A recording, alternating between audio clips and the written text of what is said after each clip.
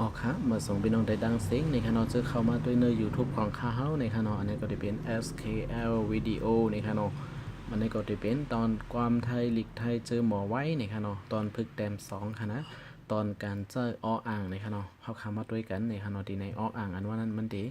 เจอจึงหือไหลพองในคณะอ๋อค่ะเขาขาก็จะมาด้วยวันอิดกันในคณะอ๋อค่ะอันดังสุดสังเกตว่าเขาขาจะมาอ่า พึกแต้มในค่ะนะเฮาคาอันนี้ก็เคยย้อนให้ลัดนี้ว่าตีเลยต้องกอไก่ข้อไข่ในค่ะเนาะตัวแม่มันก่อนในค่ะเนาะคัดเจอพึกแต้มตัวแม่มันก่อนนะครับห้ามยกเอาตาด้วยให้มันต้องนะครับตัวเลยเป็นตัวเลยในค่ะเนาะสังเกตว่าเฮาคาไล่ตัวแม่มันกอไก่ข้อไข่หมดยาวในค่ะนะเฮาคาติมาเห็นสอนในก็มันก็ได้ง่ายดอนตาเฮาในค่ะเนาะนั่นคือตีต้องง่ายนั่นก็ตีเลยลงมือพึกแต้มในค่ะเนาะ สื่อจะออกมาเสพึกแต้มลงมือในค่ะเนาะสังเกตว่าคัดเจอแต้มจอมในมันก็ตีนานต้องในค่ะนะเอาค่ะอันนี้ก็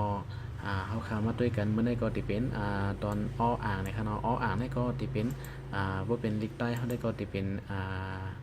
เป็นนั่นค่ะนะเป็นในค่ะเนาะอ๋อค่ะอันนี้ก็ตีเป็นในค่ะเนาะอันนี้อ้ออ่างในค่ะนะที่เป็นในค่ะเนาะแล้วก็อ่า แล้วก็ในคณะออ่างในคณะออ่างนะครับว่าในคณะออ่างในคณะออ่างที่อ่าสังเกตว่าอยู่ฮังก้วยในคณะออ่างลายๆเนี่ยที่เป็นแล้วก็โปรมาใส่อันนั้นก็ตึด1ตึด2ต่างขัดแกนเจ้าในก็มันก็จะเป็นออกเสียงอยู่ในคณะเหมือนเจ้าหนังตัวในคณะอันนี้ก็จะเป็นอในคณะอันนี้ก็แล้วก็จะเป็นอันนี้อ่าอ่างยกก็ใส่สระอุนี่ค่ะเนาะมันก็จะเป็นอุนี่ค่ะเนาะยกก็อันนี้เอายกก็ตึดสองนี่ค่ะเนาะอันนี้ก็จะเป็นสระอูนี่ค่ะเนาะเพื่อเป็นลิกไทยค่ะความไทยที่ห้องสระอูนี่ค่ะเนาะเพื่อเป็นความไทยเขาก็จะว่าตึดสองนั่นค่ะนะจะเป็นอูนี่ค่ะยกก็จะมีแทงอันนี้ก็ต่างหลายๆอีนี่ค่ะเนาะต่างหลายๆว่าอีนี่ค่ะยกก็เพื่อเป็นสระอีนี่ค่ะเนาะความไทยนี่ค่ะเนาะเพื่อเป็นความไทยเขาก็จะเป็นต่างนะครับแล้วก็จะมีแทงตัวไหนนี่ค่ะเนาะอันนี้จะเป็น e นี่ค่ะเนาะดังคัดแกน e นี่ก็จะเป็นแล้วก็สระ e ดังเหนือในค่ะนะสระ e ในดังเหนือในค่ะนะมันก็จะเป็นe นี่ค่ะออกเสียงอยู่นี่ค่ะเนาะอันนี้เพราะว่าสงสัยว่าลิกใต้เฮานี่ก็อันนี้ก็จะเป็นข้าวติดเต็มนี้นี่ค่ะเนาะในค่ะเนาะแล้วก็แทงตัวหนึ่งนี่ก็จะเป็นตึดสองตึด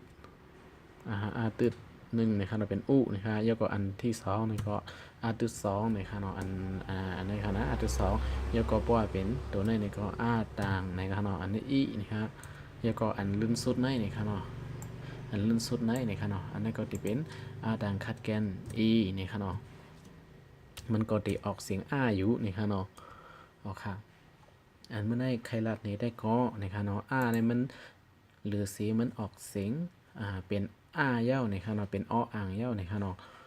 อ่างอันว่าในคณะอ่างตัวในคณะเพราะว่าอยู่ในกลางเปิ้นไหนมันเฮ็ดเป็นตัวแต้นหอยในคณะ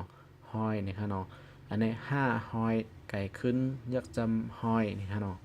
อันนี้ก็จะเป็นตัวในคณะเขาคำมาด้วยกันว่ามันเหตุการณ์เสื่อหือในนั้นเขาคำก็มาด้วยกันที่ในคณะอันในคณะงอ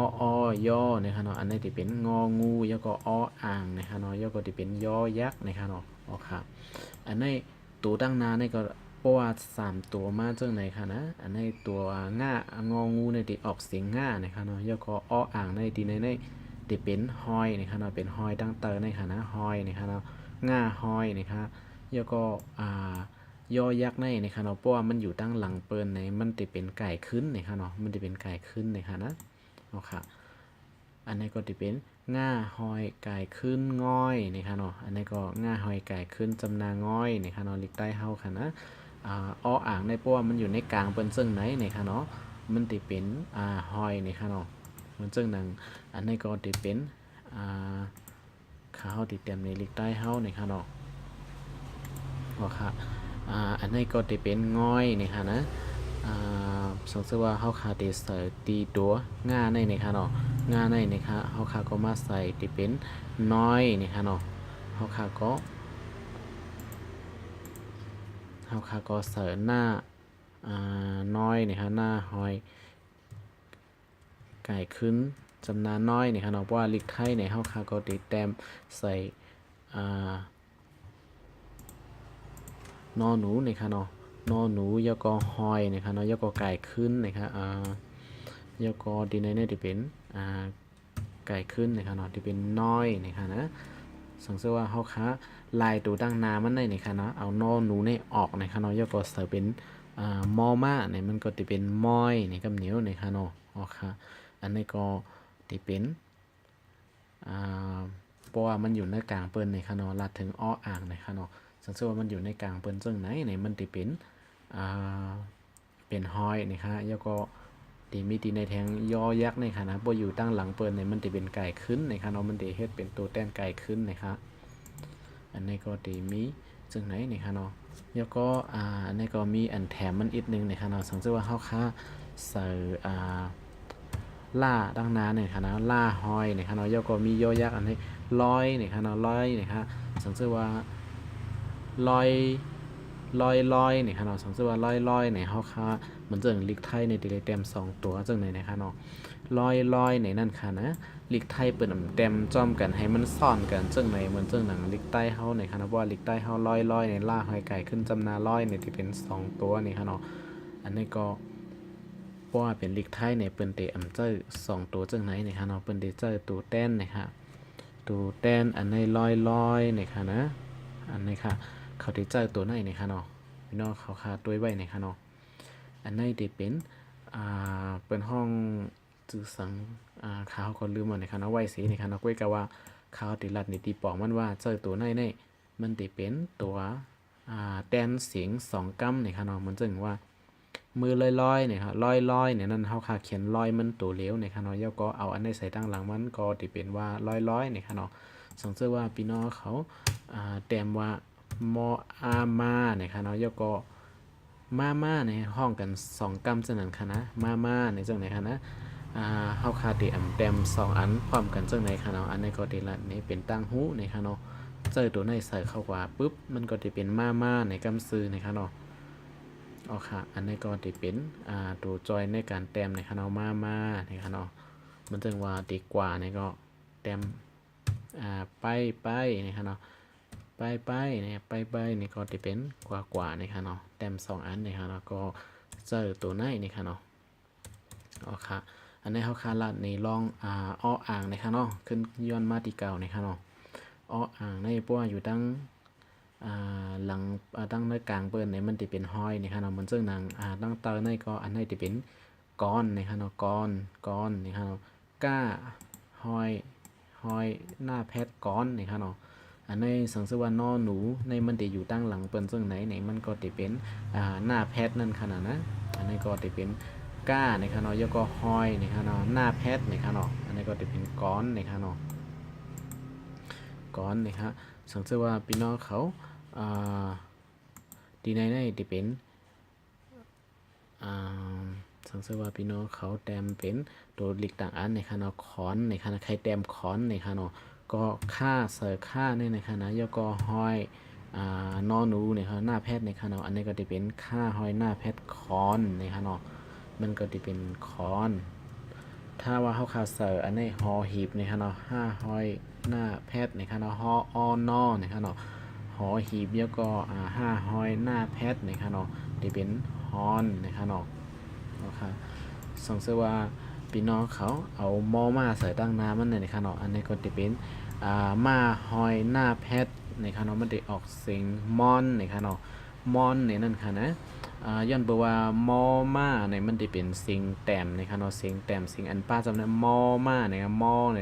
ก็จะเป็นเอใส่มาจำนามอเนี่ยครับมันป้าเสียงจำนานะครับพวกป้าเสียงจำนาเนี่ยก็พวกเขาขามาปองรออีสังก็ยาวเนี่ยมันก็จะออกเสียงจำนาป้าเนี่ยครับเนาะใจมอนค่ะนะเป็นมอนเนี่ยครับเนาะอันนี้เป็นเสียงแต้มนะครับเพราะว่าอันนี้กอไก่เนี่ยมันจะป้าเสียงจำนาและมันจะเป็นก้อนเนี่ยครับใจก้อนเนี่ยครับเนาะเดี๋ยวมือเขาคาอ่านนั่นมันจะว่าป้าเสียงป้าจำนาเนี่ยครับมันจะเป็นเสียงกอไก่เนี่ยครับเนาะเพราะว่าอันเป็นมาเนี่ยมันจะว่ามอมาเนี่ยมันจะเป็น เสียงอันป้าจำนามันจะเป็นเสียงแต้มนะครับเพราะว่าที่ในก็ตีออกเสียงมอนมันจะออกเสียงมอนนะครับเนาะอ๋อครับสังเกตว่าที่ในเอาเสียงแต้มเหมือนกันเอาง่าใส่ในก็จะเป็นเอางองูในใส่ก็จะเป็นงอนนะครับเนาะอันนี้ก็จะเป็นงอนอ๋อครับอันนี้ก็เป็นลายแต้มนะครับเนาะลายเจ้าตื้ออ่างนะครับนะแล้วก็แทงตัวหนึ่งนะครับเนาะอันนี้ก็จะเป็นค่าหอยง่าแพทของนะครับเนาะคอองอนะครับนะมันหนึ่งว่าของสิ่งของในก็จะเป็น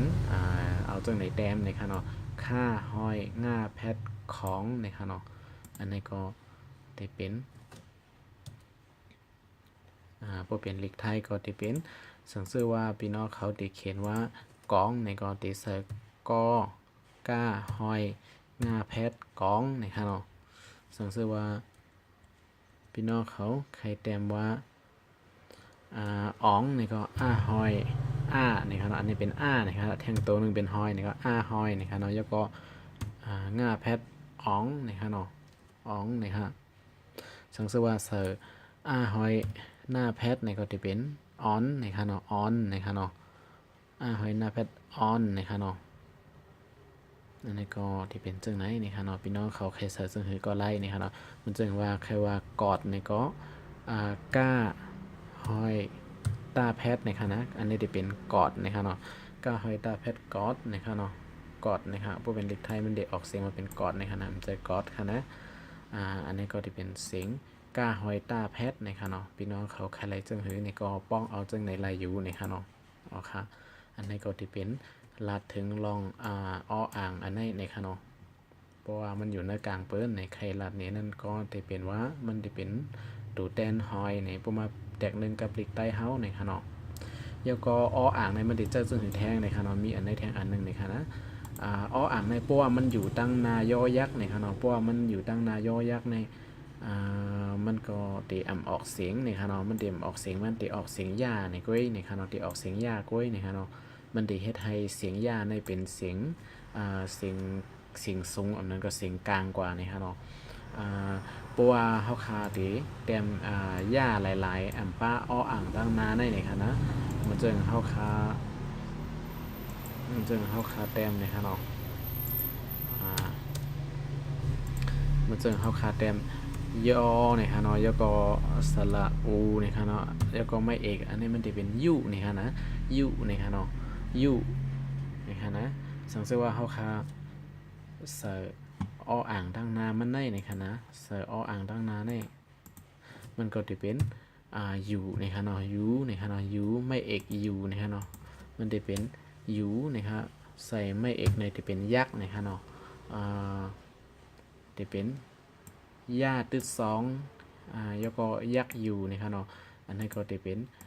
ย่ายอยักษ์ในค่ะเนาะแล้วก็ตึดสองสระอูนะคะแล้วก็จะเป็น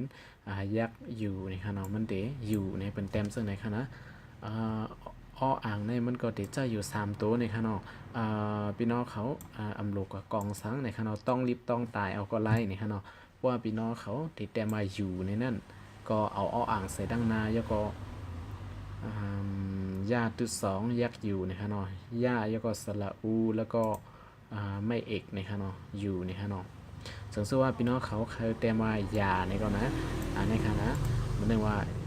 ยอายาไม่เอกยาเนี่ยค่ะเนาะอันนี้ก็จะเป็น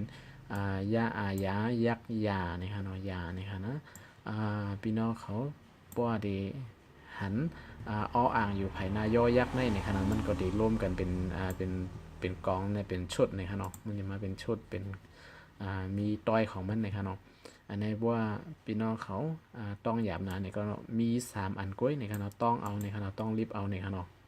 อยู่ในใส่อ่างเสยอในคณะว่าเป็นยาในก็ยออายาไม่เอกยายักยานะครับไม่เอกยาในก็ใส่อ่างตั้งนานะครับยอก็จะมียางนะครับเนาะยางนะครับยางไม่เอกยางในขนม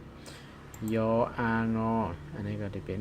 ยาอาปอดง่าแพทยางในขนมยักยางในขนมอันนี้ยาอาปอดง่าแพทยางยักยางในก็อันนี้ก็จะเป็นหญ้าในขณะอาปอดในขณะยก็ง่าแพทในขณะยางในขณะยก็ใส่ไม่เอกตั้งหรือในขณะยางในขณะกวยการมันเดป้าอ้ออ่างเหมือนเก่าในขณะ อันปลาออ่างสีแต้มในแต่มีอยู่3ตัวในก้อยนะคะเนาะอยู่แล้วก็ยาแล้วก็เดมีอย่างนะคะเนาะอ๋อค่ะ